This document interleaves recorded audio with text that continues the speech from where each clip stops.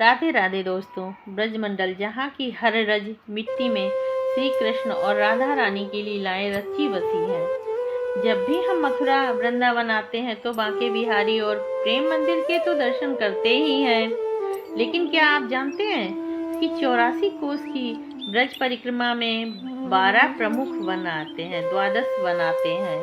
इन्हीं 12 वनों में से एक बेहद रहस्यमयी और गुप्त वन है भांडेर वन। यमुना पार मथुरा से लगभग 30 किलोमीटर दूर मांट इलाके में बसा यह वन आज भी द्वापर युग की शांति को समेटे हुए है। आज के इस वीडियो में हम आपको उसी पावन स्थली के दर्शन कराएंगे जहां स्वयं सृष्टि के रचयिता ब्रह्मा जी को धरती पर आना पड़ा था। धीरे धीरे भांडेर वन का सबसे बड़ा आकर्षण का रहस्य है यहाँ स्थित श्री राधा कृष्ण विवाह स्थली। अब आपके मन में सवाल होगा कि राधा और कृष्ण का तो विवाह कभी हुआ ही नहीं, तो फिर यह जगह कैसी? दोस्तों, गर्ग संहिता के 16वें अध्याय में इसका स्पष्ट वर्णन है। कथा के अनुसार एक बार नंद बाबा बालक कान्हा को अपनी गोद में लेकर इस घने वन से गुजर रहे थे।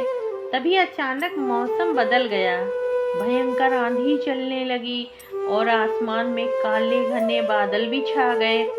नंद बाबा तो घबरा गए कि इस छोटे से बालक को इस तूफान से हम कैसे बचाएं। उसी समय एक अद्भुत प्रकाश हुआ और साक्षात श्री राधा रानी अपने पूर्ण स्वरूप में वहां प्रकट हो गईं।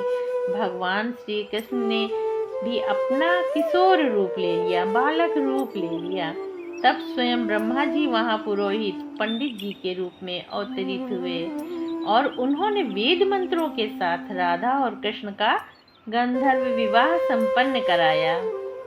आप स्क्रीन पे अब जो देख रहे हैं यह दुनिया का एक इकलौता ऐसा मंदिर है जहां ब्रह्मा जी को विवाह कराते हुए दिखाया गया है। आप देख सकते हैं कि बीच में हवन कुंड बना हुआ है। एक तरफ श्री कृष्ण और राधा रानी विराजमान हैं और दूसरी तरफ 4 मुख वाले ब्रह्मा जी बैठे हुए हैं। मान्यता है कि युवक युवतियों के विवाह में अगर अड़चन आ रही है, वे अगर यहाँ आकर सच्चे मन से, सच्चे हृदय से दर्शन करें और मन्नत का धागा बांधें।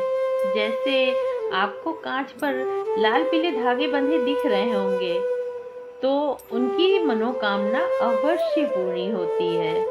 भांडेर वन केवल प्रेम और विवाह की स्थली नहीं है, बल्कि यह श्री कृष्ण के बड़े भाई दाऊ दयाल बलराम जी के भी पराक्रम की गवाह है।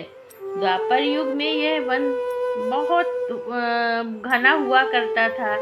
एक बार कन्हैया बलराम अपने सखाओं के साथ यहाँ पर लुका छिपी का खेल खेल रहे थे। उसी समय कंस का भेजा हुआ प्रलंबासुर नामक एक भयानक राक्षस ग्वाले के रूप धारण करके उनके खेल में शामिल हो गया।